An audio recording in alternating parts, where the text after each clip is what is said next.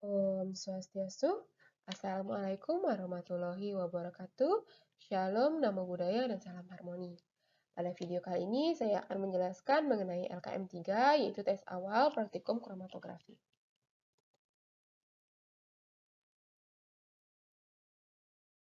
Sebelum itu, izinkan saya memperkenalkan diri terlebih dahulu. Perkenalkan, nama saya Desa Putu Eka Chandrawati Arsini dengan NIM 19 13 03 109. Soal yang pertama, jelaskan apa yang dimaksud dengan kromatografi.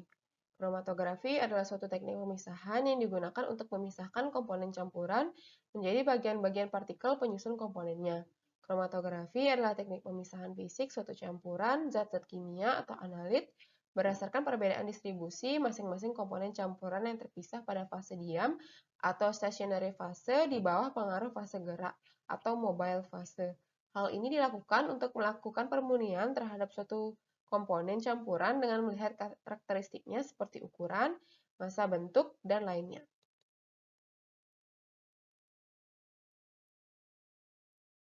Soal yang kedua, jelaskan dan beri contoh-contoh jenis kromatografi. Yang pertama adalah kromatografi kertas. Kromatografi kertas adalah jenis kromatografi yang menggunakan fase kertas stasioner.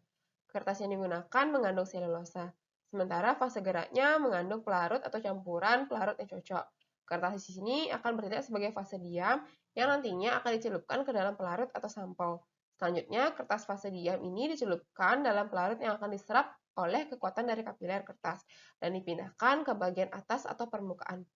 Kertas kromatografi biasanya dipakai untuk memisahkan tinta, pewarna, serta senyawa tanaman yang biasanya terdapat pada make up, klorofil, atau zat-zat lainnya. Kemudian selanjutnya ada kromatografi cair. Kromatografi cair baik digunakan dalam memisahkan molekul atau ion yang terkandung atau terlarut dalam suatu larutan. Saat larutan sampel akhirnya berinteraksi dengan fase diam, maka molekul-molekul di dalam larutan akan berinteraksi terhadap fase diam.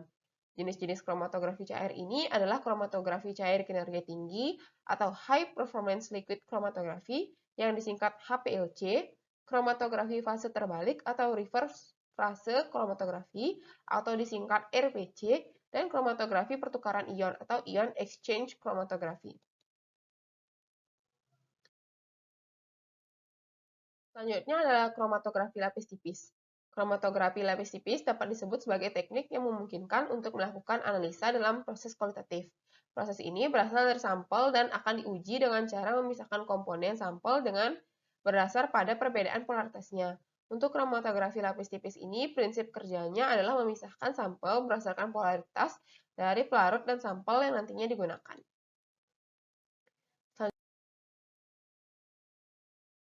Selanjutnya ada kromatografi kolom. Kromatografi kolom merupakan teknik pemisahan dua senyawa atau lebih dalam satu campuran berdasarkan absorpsi antar fase diam atau adsorpsen dan fase gerak atau pelarut yang cocok. Komponen akan dipisahkan antara dua fase, yaitu fase diam dan fase gerak. Fase diam akan menahan komponen campuran, sedangkan fase gerak melarutkan zat komponen campuran. Senyawa yang berinteraksi lemah dengan fase diam akan bergerak lebih cepat dari sistem kromatografi. Senyawa yang berinteraksi kuat dengan fase diam akan bergerak sangat lambat. Pada kromatografi kolom, fase gerak dibiarkan mengalir melalui kolom karena aliran yang disebabkan oleh gaya berat atau didorong dengan tekanan.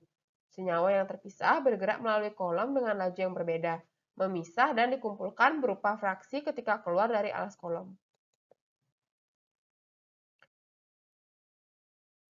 Selanjutnya ada kromatografi afinitas. Kromatografi afinitas adalah metode pemisahan campuran biokimia berdasarkan interaksi spesifiknya, misalnya antara antigen dan antibodi, enzim dan substrat, atau reseptor dan ligan. Kromatografi afinitas digunakan untuk mengurangi jumlah bahan dalam suatu campuran, mengamati senyawa biologi yang terikat pada suatu bahan, memurnikan dan memekatkan larutan enzim. Kromatografi afinitas secara khusus dapat digunakan untuk pemurnian asam nukleat, pemurnian protein dari ekstrak bebas sel, dan pemurnian dari darah. Pemurnian ini dilakukan berdasarkan afinitas enzim atau protein terhadap biomolekul lain atau ligan. Selanjutnya soal nomor 3. Jelaskan mengapa kromatografi merupakan cara pemisahan secara fisik. Karena pada pemisahan kromatografi, pemisahan dilakukan berdasarkan perbedaan kecepatan migrasi masing-masing komponen campuran tanpa terjadi perubahan struktur, yang mana pada metode ini juga tidak melibatkan reaksi kimia sehingga merupakan cara pemisahan secara fisik. Tidak terjadi reaksi yang menghasilkan senyawa baru.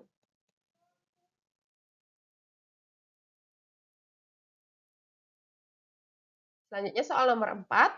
Apa yang disebut fase gerak? Dalam kromatografi kertas, apa yang menjadi fase bergerak? Fase gerak atau mobile fase merupakan pembawa analit. Dapat bersifat inert maupun berinteraksi dengan analit tersebut. Fase gerak dapat berupa bahan cair dan dapat juga berupa gas inert yang umumnya dapat dipakai sebagai senyawa pembawa gas yang mudah menguap atau volatil. Contoh fase gerak adalah air, etanol, asam asetat, atau campuran zat-zat ini juga dapat digunakan.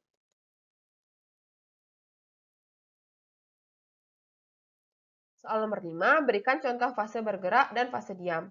Adapun contoh fase gerak dan fase diam yang digunakan dalam percobaan kromatografi kertas yaitu fase diamnya itu kertas selulosa, yang mana selulosanya itu adalah glisin, leusin, metonin, tirosin, dan triptofan. Untuk fase geraknya ada N-butanol.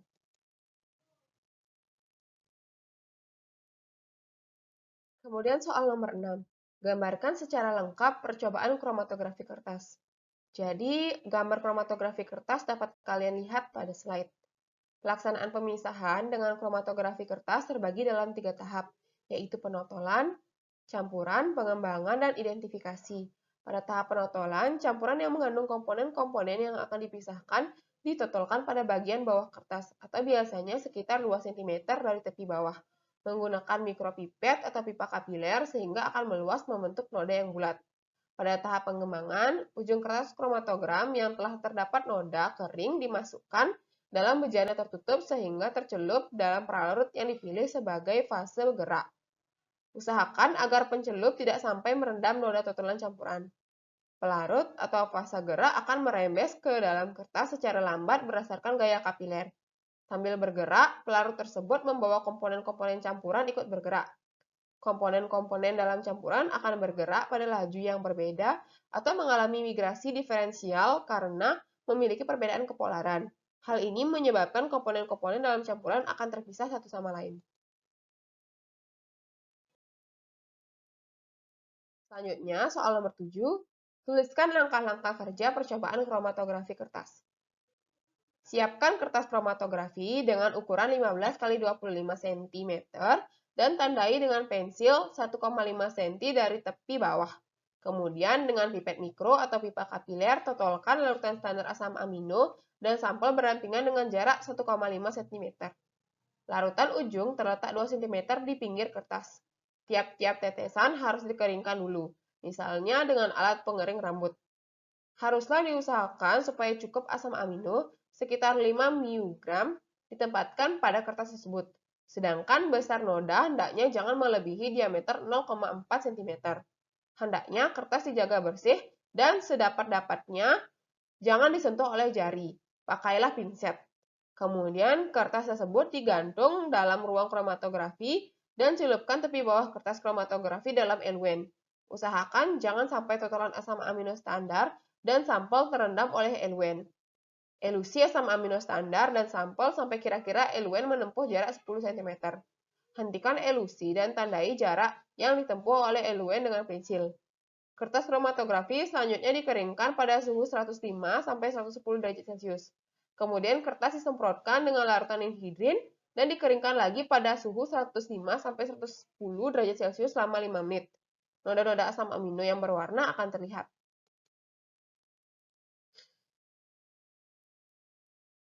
Selanjutnya soal nomor 8, sebutkan fungsi alat dan bahan berikut. A. N-butanol, B. Pipa kapiler, C. RF, dan D. Larutan elusi. Untuk N-butanol berfungsi sebagai fase gerak atau pelarut nonpolar. Pipa kapiler berfungsi untuk meneteskan atau menotolkan larutan standar asam amino dan sampel pada kertas kromatografi yang dijaga agar besar diameternya tidak lebih dari 0,4 cm. RF adalah nilai atau ukuran yang mana didapat berdasarkan posisi noda setiap zat terlarut pada plat kromatografi lapis tipis yang mana RF ini berfungsi sebagai perbandingan jarak tempuh suatu komponen dengan jarak tempuh Lwn, yang mana rumus Rf sama dengan jarak yang ditempuh komponen dibagi jarak ditempuh Lwn. Larutan elusi berfungsi untuk menghilangkan analit dari adsorben. Selanjutnya, soal nomor 9. Sebanyak 100 ml larutan N-butanol ditambahkan dengan 100 ml aquades dan 24 ml asam asetat glasial. Ketiga larutan tersebut ditempatkan dalam cerong pisah dan dikocok. Mengapa perlu dikocok? Pengocokan dilakukan agar distribusi antara ketiga larutan tersebut, yaitu N-butanol, aquades, dan asam asetat glasial lebih sempurna. Selanjutnya soal nomor 10. Kertas kromatografi dengan ukuran 15 x 25 cm ditotolkan dengan larutan A, B, C, D, E, 1, 2, dan 3. Atau larutan triptofan, leusin, tirosin, metionin, glisin, larutan sampel 1, sampel 2, dan sampel 3. Menggunakan pipet kapiler. Jarak totolan antara satu dengan yang lainnya adalah 1,5 cm. Perlu diperhatikan tiap tetes harus dikeringkan terlebih dahulu dengan diangin-anginkan sebelum tetesan berikutnya ditotolkan. Besar noda hendaknya jangan melebihi 0,4 cm. Kertas dijaga bersih dan sedapatnya tidak tersentuh oleh jari. Mengapa dihindari tersentuh oleh jari? Jawabannya karena kemungkinan dapat mengganggu proses kromatografi, yang mana tangan atau jari seringkali dalam keadaan lembab karena dapat mengeluarkan keringat. Keringat ini mengandung minyak dan urea yang berupa zat organik, sehingga kemungkinan senyawa-senyawa organik tersebut akan ikut bermigrasi pada fase gerak. Inilah yang akan mempengaruhi proses dan hasil kromatografi. Selain itu, sampel juga akan terikat dengan kuat dengan senyawa organik sehingga harga Rf-nya bisa berubah. Selanjutnya, soal nomor 11. Kertas yang telah dikeringkan disemprot dengan larutan nihidrin yang selanjutnya dikeringkan kembali dalam oven. Jelaskan apa yang terjadi. Kertas kromatografi yang disemprotkan dengan larutan nihidrin bertujuan untuk memunculkan noda-noda pada kertas kromatografi, karena asam amino merupakan jenis zat yang tidak berwarna, sehingga memerlukan zat lain untuk memunculkan warna. Nah, reaksi nihidrin dengan asam amino dapat dilihat pada slide.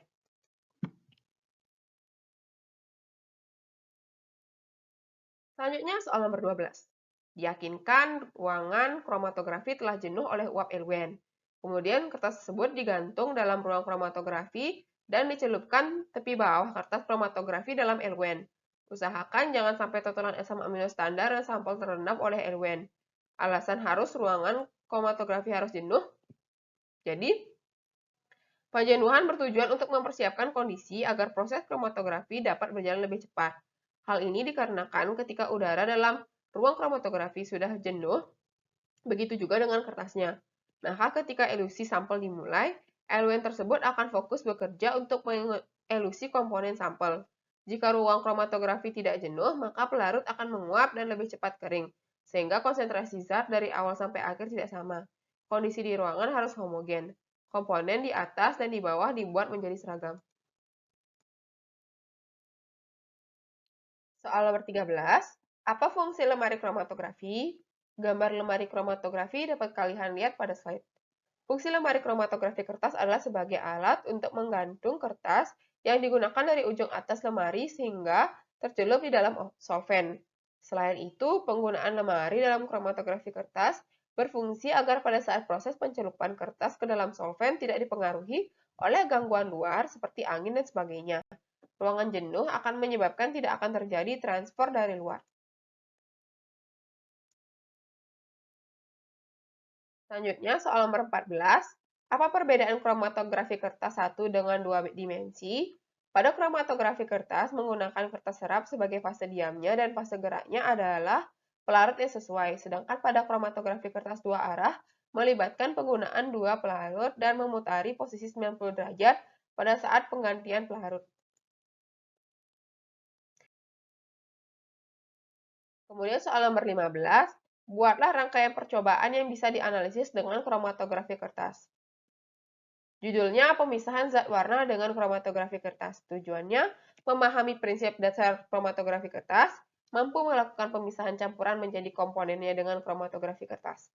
Alat dan bahan, alatnya kertas saring Wattmann, gelas beker, gunting, pensil, penggaris, penjepit kertas. Bahannya Aquades, 2 butanol, dan spidol warna.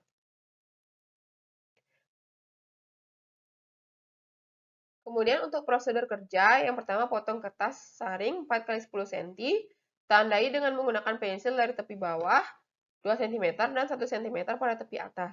Totolkan spidol pada garis tepi bawah, masukkan Aquades dalam gelas beker, masukkan kertas saring ke dalam gelas ukur dengan posisi totolan tinta spidol berada di bawah. Totolan tinta spidol jangan sampai masuk ke dalam Aquades. Biarkan sampai terjadi elusi, tandai bercak dengan menggunakan pensil. Ulangi kerja nomor 1 hingga 7 dengan menggunakan warna spidol dan pelarut yang berbeda, menggunakan bagian garis tepi atas.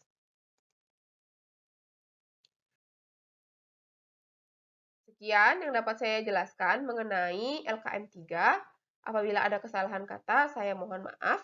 Saya tutup dengan parama Santi. Om Santi Santi Santi Om. Terima kasih.